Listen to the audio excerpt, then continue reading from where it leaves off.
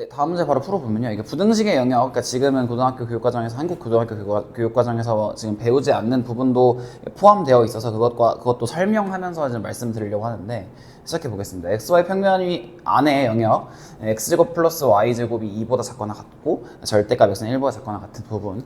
그러니까 이것을 이제 xy 평면 위에 그걸 표기하면, 절대값 x가 1보다 작거나 같다라고 하는 것은 우리가 잘 알 수 있어요. 그러니까 뭐 절대값 x가 1이라고 하는 것은 x가 원점으로부터의 거리가 1이 되도록 하는 그러니까 x의 크기가 1이 되도록 하는 점들의 집합을 모두 모으면 되는 것이니까, 그러니까 x가 1 또는 마이너스를 기준으로 하면 됩니다. 그리고 이제 여러분 잘 알고 계시겠지만 부등식이라고 하는 것은 이제 부등식의 부는 아니 부니까 등식이 아닌 것이라고 생각하면 되는데, 그 이제 이 등식을 기준으로 지금 여기는 등식도 포함되어 있죠 사실은. 그러니까 1보다 작거나 같다니까 이제 x가 이제 절대값 x가 1보다 작거나 같은 영역이라고 하면 이 부분을 나타낸다는 것을 직관적으로 잘 알 수 있습니다.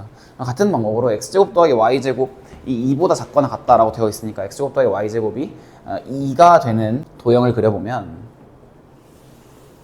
뭐 이런 식으로 나타내야 될 텐데, 그러면 이제 반지름의 길이가 루트 2이고 중심이 원점인 원의 방정식을 생각할 수 있고요. 그리고 사실은 이제 그 말인즉슨 x제곱 더하기 y제곱이라고 하는 것은 이제 원의 방정식을 증명할 때도 그러한 식으로 나타내는 것이지만, 루트 x제곱 더하기 y제곱, 즉 원점으로부터 x, y까지의 거리의 제곱이라고 표기할 수 있는데, 그것이 이제 2보다 작거나 같은 것, 즉 원점으로부터의 거리가 루트 2보다 작거나 같은 이제 점들의 집합이라고 볼 수 있을 테니까 이 부등식의 영역은 원의 내부라는 것을 잘 알 수 있어요. 이런 영역에서 이제 곡선 y는 x 3승 더하기 x제곱 마이너스 x의 위에 있는 부분의 넓이를 구하라고 합니다. 그러니까 y는 x 3승 더하기 x제곱 마이너스 x 위에 있는 점, 그러니까 이제 곡선 위에 있는 점이라고 하면은 그 곡선을 이루고 있는 점이라는 표현도 되겠지만, 지금 이 문제에서는 맥락상 이 곡선보다 위에 있는 부분, 지금 지칭하고 있는 대상이 부분이기 때문에 이제 곡선 위에 있는 부분을 나타낸다는 것을 이제 맥락상 파악할 수 있어요. 그 부분의 면적을, 넓이를 구하라고 합니다. 해보겠습니다. 일단 곡선 C를 먼저 그려야 할 텐데요. 곡선 C는 y는 x 3승 더하기 x 제곱 마이너스 x라고 나타내져 있으니까 y 프라임은 3x 제곱 더하기 2x 마이너스 1에서 이제 인수분해하면 뭐 이렇게 되죠. 그러면 이제 증간표를 그리면 마이너스 1과 3분의 1을 기준으로 여기는 플러스고 마이너스고 플러스니까요. 증가하다 감소하고 증가합니다. 그럼 이제 뭐 극대값 극소값을 좀 알아보면 여기에 마이너스 1을 넣으면 마이너스 1 더하기 1 마이너스 1이니까 1이고요. 그러니까 이제 극대값이 1이고 3분의 1을 넣으면 27분의 1 더하기 9분의 1 빼기 3분의 1이니까요.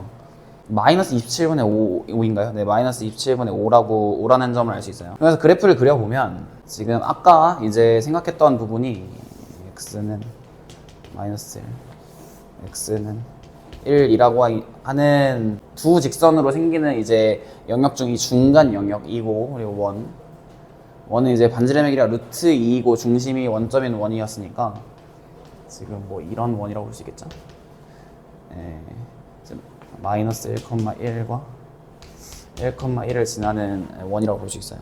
그리고 이제 이 곡선 C를 생각해 보면 곡선 C는 여기가 지금 극대값이었으니까요. 지금 이 부분만 생각하면 되는 거라서 원점을 지나고 3분의 1일 때 마이너스 27분의 5를 지나고요.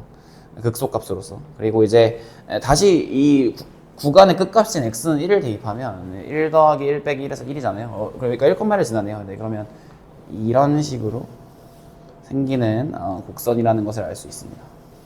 이렇게. 그럼 이제 둘러싸인 부분의 면적은 이렇게 빨간색으로 표기될 수 있을 텐데요. 그럼 이제 면적을 구해보죠. 근데 이제 원래 정적분을 배울 때 이제는 지금의 교육 과정에서는 정적분과 넓이를 연관한 다음에 정적분을 배우는 것이 아니라 정적분을 배운 이후에 그것을 후에 넓이와 연관하여서 생각하기 때문에 이 넓이라고 하는 것을 좀 어려워하시는 분들이 계시는 것 같은데, 사실은 별게 아니에요. 그러니까 여기서부터 뭐 예를 들어서 이런 노란 곡선을 이제 뭐 -1에서 1까지 정적분한다고 하면은 이 양의 부분에 있는 것은 이 면적을 뜻하게 되는 것이고, 이 음의 부분에 있는 것은 이 면적에 이제 -9를 붙인 값을 의미하게 되는 것이고, 다시 양수인 부분은 이 면적 자체를 뜻하게 되는 것이에요. 그러니까 사실은 지금 이제 구분 구적과 연관하여서 정적분을 배우고 있지 않기 때문에 뭐 학습을 그러니까 처음 정적분을 받아들이는 데는 좀 간단할 수 있겠지만, 이런 의미를 받아들이는 데는 좀 어려울 수도 있을 것 같다는 생각이 듭니다. 그래서 이 문제 가져온 것도 있어요. 어쨌든 이 빨간색 면적을 좀 슬기롭게 구해보면, 지금 여기가 반지름이 루트 2이고 루트 2니까 여기를 지금 4분의 파이라고 볼 수 있고, 여기도 4분의 파이라고 볼 수 있을 것 같아요. 여기는 직각이에요. 뭐 그렇게 안 보이지만, 그러면 지금 이러한 지금 방금 표시한 이 부채꼴의 면적을 면적과 정적분을 적절하게 이용한 좀 간단한 방법으로 이 부분의 면적을 넓이를 구할 수 있을 것처럼 보입니다. 그럼 이 하얀색 부채꼴의 넓이는 2분의 1 r제곱 세타니까 r제곱 세타 라고 말할 수 있고요. 거기서 이제 빠지거나 포함되어야 하는 부분이 어디냐면, 지금 이 부분은 빠져야 할 것이고요, 이 부분은 빠져야 할 것 같고요, 이 부분은 포함되어야 될 것 같습니다. 그죠? 그러니까 이 빠져야 되는 부분부터 생각을 해보면, 여기를 이제 1번이라고 하고 여기는 2번이라고 할게요. 이 면적에서 1번은 빼고 2번은 더하면 돼요. 그럼 일단 1번은요, 이 직선, 지금 이 y는 -x라고 나타내면 되겠죠. 이 직선과 이 곡선이 둘러싸인 부분의 면적을 구하면 될 텐데요, 이 곡선이 더 위에 있으니까 이 위에 있는 부분에서 아래에 있는 부분을 빼도록 하겠습니다. 면적을 구할 때는 이제 절대값을 fx와 gx로 둘러싸인 부분의 면적을 구할 때는 절대값 fx 빼기 gx로 하는데, 그러니까 지금 이제 이 곡선이 위에 있으니까 이 곡선에서 이 직선을 빼겠다는 말이에요. 그러면 -1에서 지금 0까지죠. 0까지 x 3승 더하기 x 제곱 빼기 x에서 -x를 빼면 되는 것이니까 플러스 x가 되고요. 이렇게 지워지고, 그 결과는 4분의 1의 x 4승 더하기 3분의 1의 x 3승에 대해서 -1에서 0까지, 이게 밑끝 아래끝을 생각하면 되는 것이니까, 그 값은 이제 0 넣으면 0이고요 -1 넣으면 4분의 1 빼기 3분의 1이니까 -12분의 1인데, 그 -12분의 1을 빼면 되는 것이니까 12분의 1이라고 하는 것을 알 수 있습니다. 그러니까 1번의 면적은 12분의 1이에요. 그럼 2번의 면적은요? 그럼 반대로 지금 이 직선에서 이 곡선을 빼야 하는 것처럼 보이죠. 그러면 0에서 1까지요. x 빼기 이제 x 3승 더하기 x 제곱 마이너스 x가 될 것이기 때문에, 지금 마이너스 x 3승 마이너스 x 제곱 더하기 2x 될 것이고요. x 제곱 마이너스 4분의 1 x 4승 마이너스 3분의 1 x 3승이고 0, 1이니까, 그럼 이제 1 빼기 4분의 1 빼기 3분의 1이니까 12분의 5인가요? 0 넣으면 0이니까. 그럼 이제 다 구했네요. 그러면 이제 t의 제곱은 2니까 이렇게 지워지고요. 이 부채꼴의 면적은 2분의 파이고, 2분의 파이에서 12분의 1은 빼고 12분의 5는 더하면 되겠습니다. 그럼 이렇게 연산하면 12분의 4니까 3분의 1, 그래서 2분의 파이 더하기 3분의 1, 지금 구하고자 하는 부분의 넓이가 되겠습니다.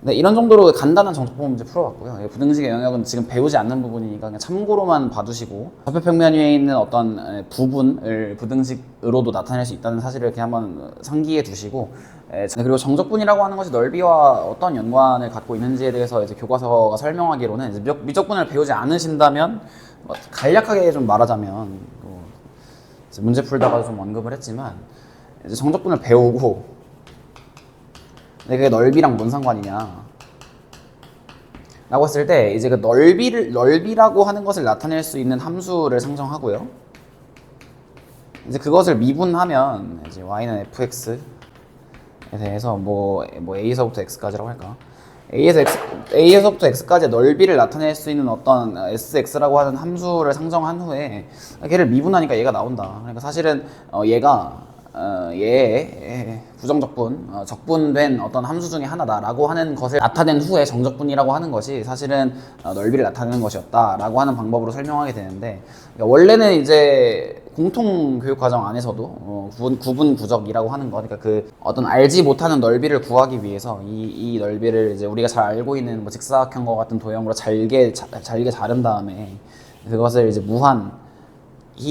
잘게 자른 다음에 이제 그것을 더하면 된다. 그러니까 즉 수열의 합의 극한이다라고 하는 지점을 이용해서 배우곤 했었는데, 근데 이렇게 넓이로서 정적분을 정의한 후에 미분과 그것의 관계를 배우는 것이 아니라 이제 미분을 배우고 지금 정적분을 먼저 배운 후에 그것이 넓이와 어떤 관계를 갖고 있는지에 대해서 교육하는 것이 교육과정의 취지이기 때문에 이거 잘 받아들이지 못하는 학생들이 많다는 걸 좀 깨달았어요. 그러니까 이런 문제를 통해서 생각을 좀 구체화할 수 있는 기회를 가지셨으면 좋겠습니다. 2016학년도 교토대 문제였고요.